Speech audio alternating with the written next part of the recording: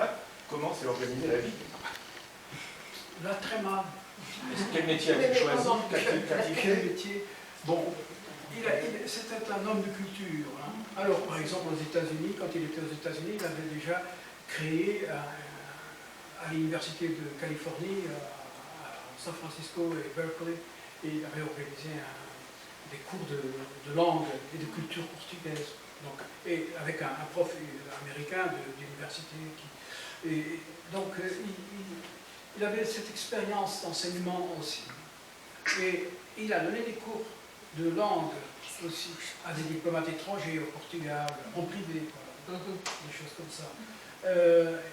Mais il a, pendant les premiers temps, il comptait toujours, et il espérait toujours que la situation se redresse, et parce qu'il sait qu'il disait, bon, mais Salazar, il va quand même reconnaître les biens, enfin, tous les avantages pour le Portugal de son geste, et aussi de son frère. Je ne sais pas si vous êtes César, oui. César. Bon, et il a accueilli chez lui à la campagne, une maison de campagne qu'on est en train de refaire maintenant. Il a accueilli des réfugiés. Enfin, c'était des ministres belges ou des fonctionnaires luxembourgeois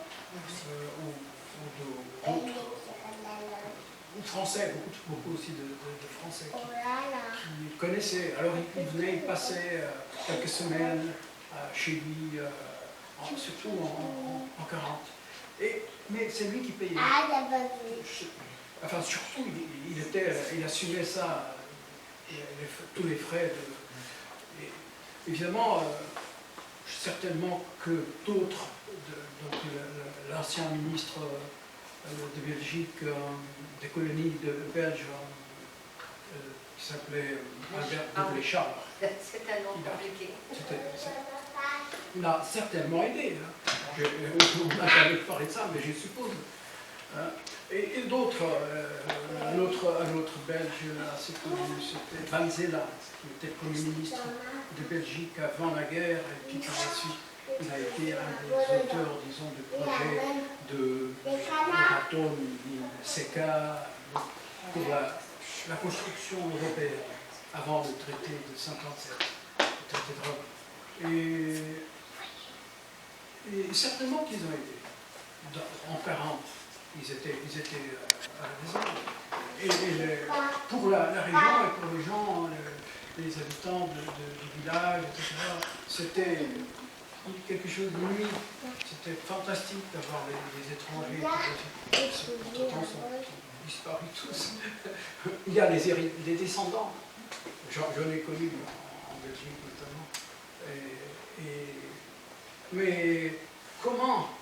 Puisque quand il arrive, Irène, qui nous t'a dit tout à l'heure, Salazar le rappelle Aristide à Lisbonne au début du mois de juillet.